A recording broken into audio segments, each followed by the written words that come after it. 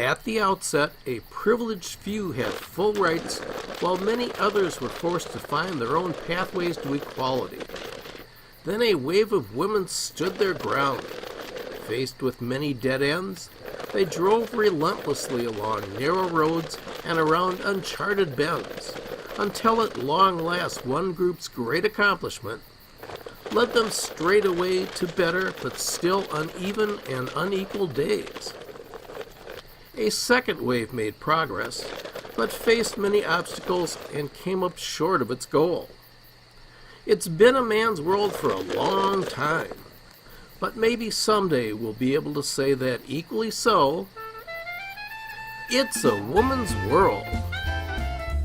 A show which looks at any and all topics under the sun from a woman's point of view, featuring Ali Naithani, with co-hosts including Candy Pettiford, Kathy Magnuson, Mary Hitchcock, Renee Skoglund, Uma Jonga, Brenda Thomas, and Susan Strauss. Here's Ali.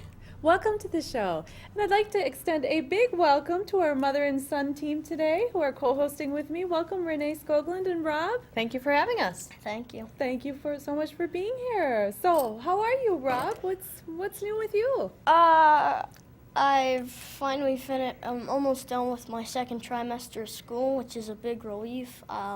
Wonderful. I've been working hard. I'm hoping that I can get more of what I'm trying to do done. Like right now, I'm trying to finish a book that I am writing. Okay. A book that you're writing? Mm-hmm. So you are going to be an author then? I'm trying to. Wonderful. What's your subject that you're writing about? Do you want the title or what it's about? Sure. Tell us both. It's basically called The Scarlet Diamond, and it's about a girl named Ruby Rose, and her dad's a cat burglar, but he gets blown up trying to steal this diamond. Okay. And with that, her mom gets so distressed and she can't get a job. So Ruby ends up having to be a thief and stealing stuff, so that way her family isn't homeless without food. Oh my goodness. And it's about her trying to steal this diamond, so that way it can also avenge her father and she can live on without being homeless in the end. Well, very good. Very impressive, I would say. And I would love to have you come back on the show so we can talk about it when you're finished with it. Does that sound good? All right. Well, we have some guests with us today. So why don't we get started? It's great to have Jean O'Connell here from the Board of Education for St. Paul and Chair, right? Yes, that's true. And it's also great to have Elena Street Stewart here also with us, who's the vice chair. Correct. Welcome to both of you. Well, let's start off by talking about, how do you get onto the school board? What's the process? Well, the school board is an elected body. There are 7 members in St. Paul, and most school districts have either 6 or 7 school board members. In our case, all of the members represent the entire city. So you have to run a citywide campaign, which is pretty time-consuming and fairly difficult in a city where there's 250,000 people and 150,000 registered voters. Well, do you want to talk about it a little more? Well, yes, I mean, the process is then for that year, prior to coming on the board, you spend your time being a candidate. And even for incumbents, people who are currently serving and wish to return to their seats, we serve a 4-year term. And so there's an opportunity for people to continue to serve on the board. I have served on the board now for 3 terms and have been chair twice and vice chair at 2 or 3 times. But in the midst, I think, of focusing on your work on the board during that campaign year, of course, you have to think about the public election process. And there's an opportunity for us as women, of course, to support other women candidates for multiple other offices, and certainly to be encouraging to women who would not consider the positions. Sure. I think Jean and I would be the kind of typical example of not really having considered ever being a public servant, but now we know how much support a candidate needs, especially for women candidates, racial ethnic women in particular in my case, wanting to make sure they understand not just only the logistics of running, but how valuable their contributions are going to be. Well, and with the political climate of today, and ideally, the school board should not be a political, that should be removed from education, in my opinion. How, some people out in the audience might think, why in the world would you try to run in this political climate for a position? So why did you decide to run? I graduated with a degree in teaching. I actually went to work at 3M and stayed there for 34 years. So have always had a really strong interest in education. And had an opportunity the couple of years before I retired to spend some time as kind of a lone executive to the school district, helping them with strategic planning and implementation. And that got me thinking about the whole role of the board and an opportunity to give back. Nice. Wonderful. And my involvement mostly was at the community level. I was one of those very active parents in the district and had chaired our Indian education program, which is required by the Indian Education Act. So I chaired that for about 12 years. And our community said to me, we really think that it's time the school district has the American Indian community leadership involved in making decisions. And Loretta Gagnon was the director of the Indian Education Program at that time, very active community person. She did die from breast cancer, and during her honoring ceremony, I stepped forward and said that I would honor her by fulfilling her wish to run for school board. Nice. And so mine is a very, not only personal, but a very traditional experience in the Indian community that your community identifies you, calls you forth, and then you stand to fulfill those responsibilities. And Ilona, is part of that also that the children in that community see, I have somebody that I can relate to in a leadership position? That is actually one of the most wonderful things, to be able to talk to all of our students, the youngest as well as the oldest, and those preparing for college. To be able to say, you know what, we all can do this. American Indians are very much involved in education. In fact, historically, here from colonial times, we've been involved in education programs, both under colonial powers and then treaty arrangements with the federal government. So of all the voices that actually should be involved in education in a community, it should be your American Indian community. Right. Now, I go to a completely different school district than this. And my question to you is, can you give me one reason why I should leave behind a couple of my friends that I've known for close to 6 years at that school and come to your school? Well, St. Paul has 43 elementary schools and 7 or 8 middle schools. And we offer a lot of opportunities for particular kinds of programming. So if you were interested in something called International Baccalaureate, we have programs in a couple of our schools that would give you a different experience than you might be getting in your current school. Or we have Farnsworth Aerospace, which is a K through 8 school, and I know you're in 6th grade, so there'd still be a couple of years there. And though we have flight simulators at that school, you can learn how to fly a plane. You learn about different aviators. So when you're doing a history project, you might be doing it in association with learning about aerospace engineering. So those are a couple examples. St. Paul Schools has a very, very diverse student population. Our kids come from homes where there's more than 70 different languages, and they actually come from all around the world. So by establishing friends early in your life who have a global perspective, you'll be so much more enriched about your experience, about what you do to see how other students share those same interests. And so that would be another, I think, ideal opportunity for you. That sounds quite interesting. Yeah. Okay. Great. So is that what a charter school is defined at? Because I know St. Paul is unique, having like a general school versus a charter school. Can you tell us the difference between those when people hear about that? Well, public schools we represent the St. Paul Public Schools, which is the non-charter portion of public schools, which because both charter and district schools are paid for with public financing. The St. Paul Public Schools had the very first magnet schools, and so we have a lot of choice built into our district school system that many districts don't. Many districts, you have to go to the school that is the school for your address, and you don't have a choice to go to the other side of town for a different program. And St. Paul is fairly unique that way. But charter schools are funded also out of the education funding from the state. but they don't have to follow a lot of the rigid guidelines associated with district schools in terms of financing and reserve funds and Okay. most, I think maybe all, but I'm not sure, do not deal with teacher unions. So there's a different dynamic in play. And I would add, in today's world, most schools really feel that they have to be able to promote a concentrated area of interest, so that as parents say, I want to be part of this school, whether you're going there because it's an attendance area or whether you're choosing completely for a magnet school, you want to be able to know, so what is really the specialty of this school? As the staff are hired, what are those interests that really are required for their competency and their criteria? And so I think St. Paul, by being the birthplace of the magnet Right. schools even, we certainly for years have really talked about the issue of choice by being able to concentrate. And I think more and more the schools on their websites and their newsletters, they're highlighting particular areas about. So if you come to this school, this is the community that's gathered together for this interest. Okay. Good distinction between those two. huh? Yeah. Yeah. Well, I'm curious. In every school, we know that one of the most major topics and one of the worst things that can happen in schools, which is almost destined to happen, is bullying. Now, what does your school do in an attempt to stop or work on stopping bullies? Do you want to start this Sure. one?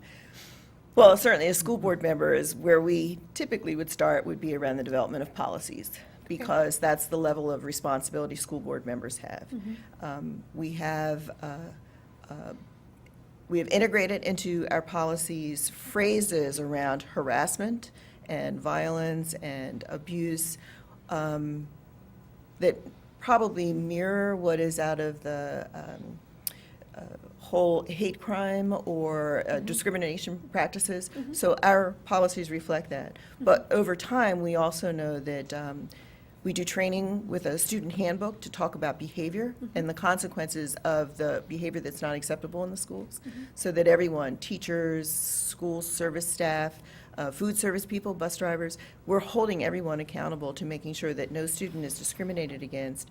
And if there is a concern or a complaint, we have a process by which either a student or a parent or a community member can raise that interest and have that situation corrected.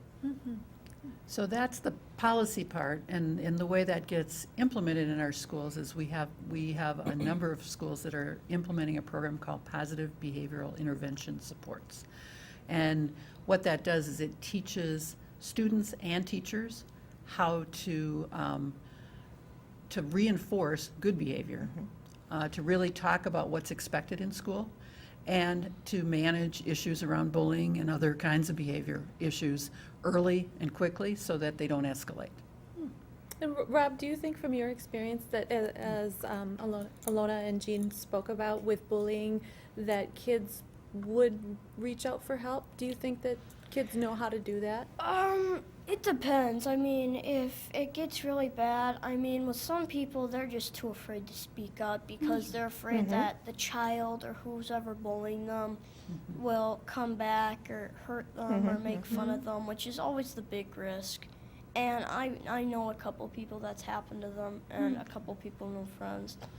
And one of the worst things that I know is that I knew a parent who knew a friend from another school district that wasn't here. It was up closer north. And the student was usually bullied, and he tried to stop him. When his mom wanted to bring them to there, he killed himself.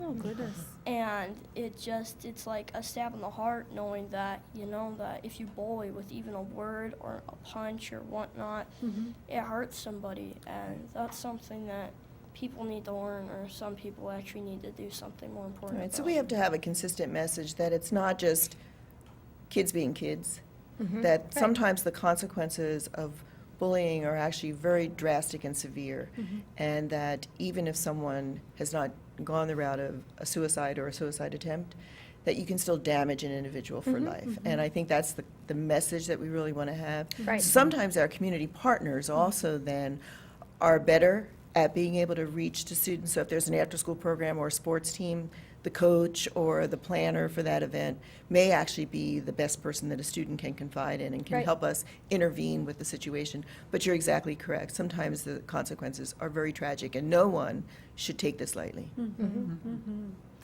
I think that's one of the reasons that there's a lot of training for the kids as well, because if you allow bullying to happen to a friend of yours, you know, you're participating in the bullying somehow. And so we try to teach kids how to support each other. Well, and it takes a leader to step in, regardless of age, to Sure. say, this is not Right. right, and to stop it there. And that's a true leader, regardless of if you're 11, 12, 5, or our age. Right, Yeah. or the grown-up. That's a great point, Renee. And just, I know we have limited time, but can you talk about, in a more of a general sense, No Child Left Behind? Because in this political spectrum, we hear about No Child Left Behind all the time. So can you tell in general what that is and how it affects the St. Paul School District? The big piece we know, when you see in our paper here, local, and they'll have 2 full pages of every school district. So it's whether schools make the AYP or the adequate yearly progress. The result of No Child Left Behind means that you not only do the assessment, but then there are consequences for districts that don't make the AYP. Sometimes a complete turnover of the school, losing their staff, having to rehire people, redefining what is going to happen to create reform in that building. So the funding aspect and the staffing aspect for a local school district are a priority consideration, because your requirements are critical, as well as your follow-up. You must be in compliance with that. And I think Minnesota, like other states, and the districts in Minnesota have all said, but give us the flexibility. We love the idea of being able to share the data, acquiring absolute information on our students, and knowing how to provide the correct responses. But give us the flexibility so that it fits, you know, the funding cycles that we're in Right. and the student groups that we have. And so that's why I think even Minnesota has said, continue to reauthorize it, but let's make these improvements to give states the flexibility and local school districts the authority to make the changes. All right. Well, Alana and Jean, we thank you so much for We're glad to being be with here. us today. This Thank was you. an Good to be with interesting you. conversation. And Rob, thank you for asking a very important question. That We're you looking did. forward to your leadership, Rob. Absolutely. Well, bullying is always hard, and sometimes you don't even know when you do it. And Yeah. people don't realize that bullying isn't just in school; it can follow you anywhere, That's right. and That's a it leaves great a point. permanent mark on your personality or whatever you do. Yeah, Well no, said. that's very insightful. Yes, Very insightful. absolutely.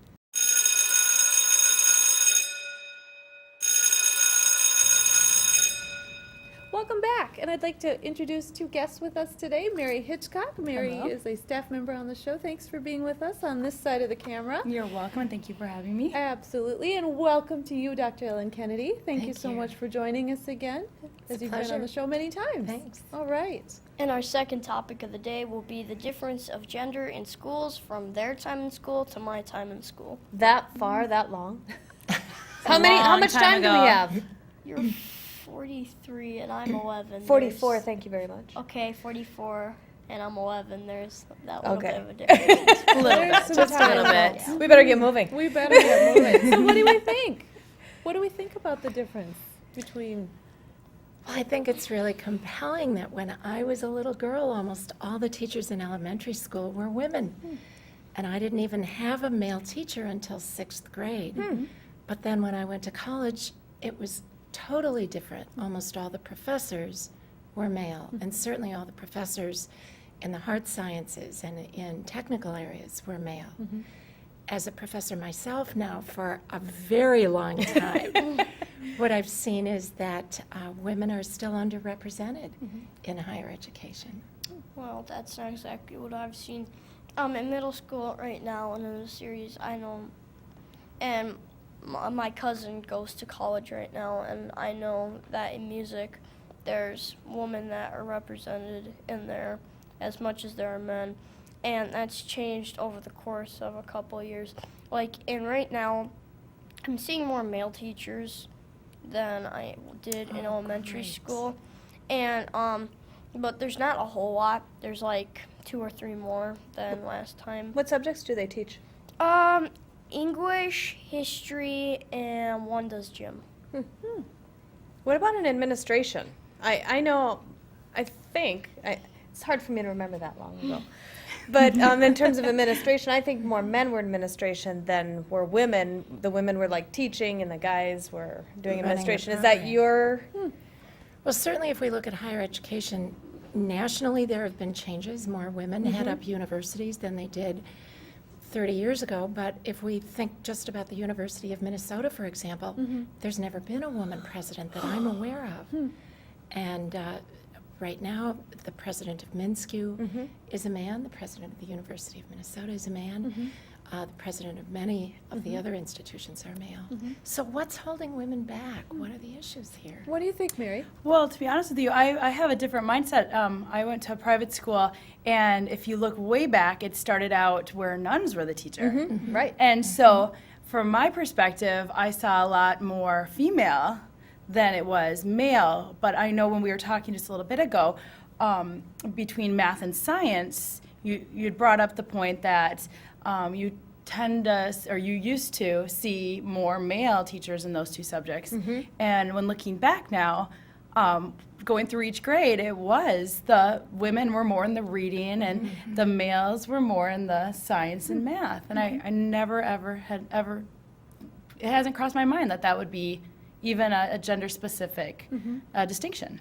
Yeah. I think we have terrible stereotypes that unconsciously maybe we as the moms are sort of foisting on our children, on our boys and our girls, that this is the path for a girl and the boy's path is very different. So I think we have a challenge to try to break that stereotype. So what do you think about that, Rob? Do you think that in your school that do girls think, well, I should do these kind of subjects and boys should be in Well- certain ones? Do you see that? Occasionally, and right now, both of my teachers in science and math are girls, but I know that after 7th grade that might change because now that people have dissected a frog, it's going to change. And but administrative-wise, I'm seeing a lot more women. Like our principal in elementary school was a man, but right now everybody in the administrative office in my middle school, except for our discipline teacher, is a woman. Okay. I think that's wonderful. And you know, in some way, I think that's reflecting that women are overrepresented in higher education. They are getting more of the master's degrees and more of the PhD degrees in some fields than men are. So I think maybe things are changing and they're coming in and they're starting to move up. Well, Which is and great. I work in healthcare, which is, I mean, it's similar in terms of I think of a hierarchy, because it used to be where women were never CEOs of a healthcare organization or a hospital. And now it's starting to just break that ceiling, and Health East just received our new CEO after 25 years, and it's a woman. Oh, wonderful. wonderful. Well, yeah, so Just it's wonderful. very different. So it'll be different to see how that changes the dynamics. Yeah. Well, from an everyday perspective in the classroom, one of the things that I often hear when we're looking at gender issues is sometimes the girls tend to be the ones not to ask questions, Yes. not to raise their hands. And what's your thought on that? There was actually a study done a while ago, a nationwide study, and it was called The Chilly Climate for Women. The climate being the climate in the classroom that you just referred to so well, Ellie. And that was the conclusion that women in the classroom, women of all ages, don't interact, don't challenge, don't get called on as often. And that begins to set some kinds of modeling that probably is not very encouraging of their development, of their full potential. But that study was really challenging then for faculty to look at and to say, what am I doing and how can I make changes? So I think that was a landmark study. I'm going to ask you to rethink that study because that's absolutely almost the complete opposite of what I've seen. Great. Yeah. What have you seen, Rob? In middle school right now, basically what I've seen teachers do, which I haven't really paid attention. If I pay attention to this, I could tell you a little bit more. But one thing that I've seen with guys now and girls is that occasionally if girls answer the questions all the time because they have a higher grade or know or study a lot more than other people, the teachers will stop occasionally calling on them because they don't want them to get the right answer over and over and over again, and they want to give some other people a chance. And that's also a couple of the other things that I've seen. And I don't think that it's kind of natural for people not to raise their hand on something that they don't know because they don't want to be wrong. That's sort of a natural thing that even I'll do sometimes, and I've seen that happen. Like one time in science, we were doing atoms, and it was like, are nanobites related to atoms, which none of us had absolutely no idea, and nobody raised their hand even for an attempt, and it's like, well, it's a natural reaction. You don't want to be wrong on something that you don't even know. Well, you make up a good point. When I was hearing you speak, I was thinking in my mind, raising your hand for an answer versus raising your hand for a question. For me, personally, I would raise my hand. I'm the question asker. I will always raise my hand. I'm not afraid to ask a question, but to give an answer, that's when my hand kind of goes, who's going to answer? And that might be one of the things, I don't know if it's a gender specific, but that might be one of the things that kind of holds people back, the intimidation. The fear of being wrong. Fear of being wrong. Yeah. That's right. Well, and I know I've volunteered in the classroom sometimes, and some of the teachers have popsicle sticks in a cup. When each popsicle stick has a child's name on it. So they pull out popsicle sticks and will call on the students to make sure all students have an equal chance of being called upon. And going back to the part on the questions right now, I see that happen more than I usually do see answers. And that comes from both guys and girls. And my teachers usually say, the more questions you ask, the more you understand it. Because if you ask more questions about that, you're starting to understand it. See, you're ahead of Well your put. curve. I just don't retain it unless I ask a question to really fully understand it in my the way I learn. Exactly. I think something else that we should all be aware of too is what the kinds of teaching materials are like. Are both boys and girls or men and women included and represented in appropriate ways, ways that are not stereotyped and that are open to everyone? Well, including standardized tests. Because Absolutely. standardized tests typically, and I'm not sure about today with all the electronics and everything, because I think you do some of them online, don't you, on computers instead of on paper? Well, on the MCAs, which is the Minnesota Comprehension of Assessment, well, it's probably just assessment. It's where you go, there's a math, there's a reading, and there's a science that you take about every 2 years after 5th grade. And you basically go in on the math and the science are on computer, and you have little tools that you can use, highlighters and whatnot.